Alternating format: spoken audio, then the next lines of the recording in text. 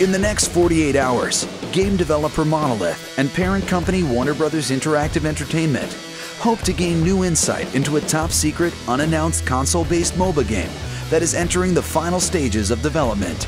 They've invited 8 of North America's top professional MOBA players to their Seattle studios to take part in an unprecedented experiment, one that could play a critical role in the success of their game, Guardians of Middle-earth.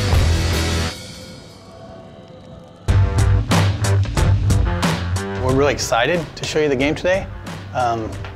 We've been working on this for a while now and been holding back, so you're kind of the first public to be able to see it who are actual hardcore gamers or MOBA players. So we're really excited about that. Before the developers can start collecting feedback, they need to get the pro players up to speed on the game's mechanics and key systems. A couple things we wanted to do was make the matches faster.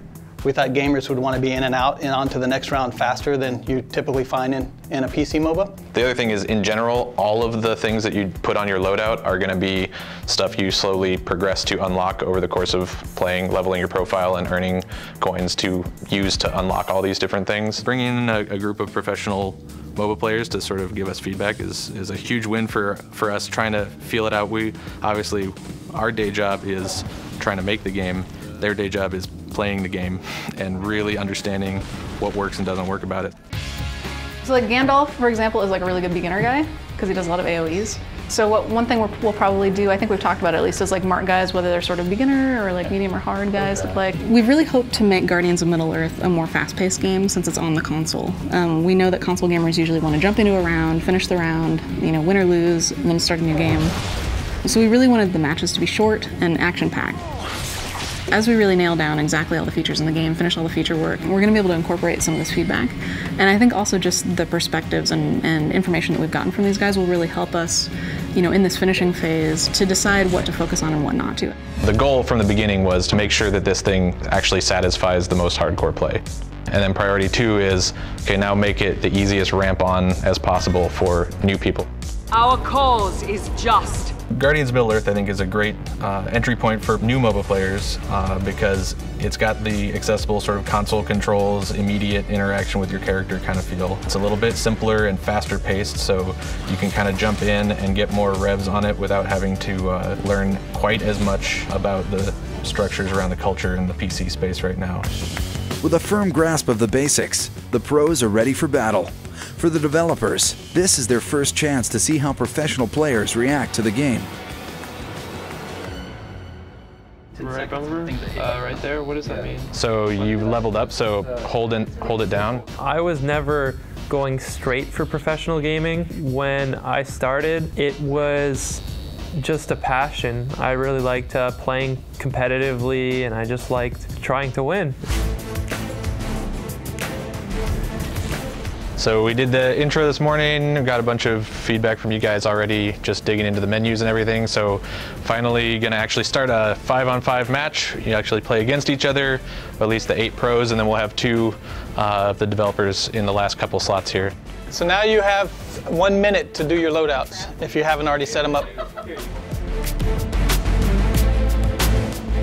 But right now they're trying to defend, their tower is actually being pushed a little already. But they have 2 Guardians in the bottom lane trying to push back. He's about to kill Legolas. He did. He finished Legolas. The biggest surprise of the day so far is how quick they adapt to the controls. Soren's fun because he has like a dash that also stealths him, so you can dash behind enemy lines and stealth and then knock guys back into your tower, which is really awesome. It's been fun to really pick out those things that I think that fans of the lore are going to recognize, but also I think gamers will recognize how much depth there is behind each of these characters.